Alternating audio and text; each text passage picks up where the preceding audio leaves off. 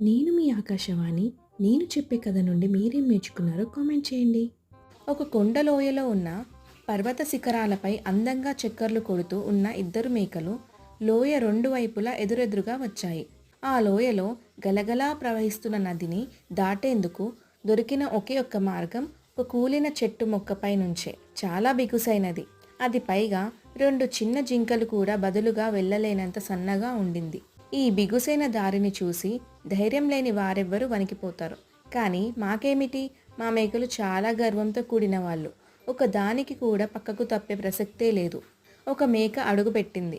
మరొకటి కూడా అలాగే చేసింది. మధ్యలో తలలు గుద్దుకున్నాయి. ఎవ్వరూ తగ్గలేదు. చివరికి ఇద్దరు లోతైన లోయలోకి జారిపడి కింద ఉప్పొంగుతున్న నదిలో కొట్టుకుపోయారు. ఈ కథలోని నీతి: మొద్దుబారిన జిడ్డుతనంతో కష్టంలో పడిపోవడం కన్నా కొంచెం తగ్గి మార్గం ఇవ్వడం మంచిది.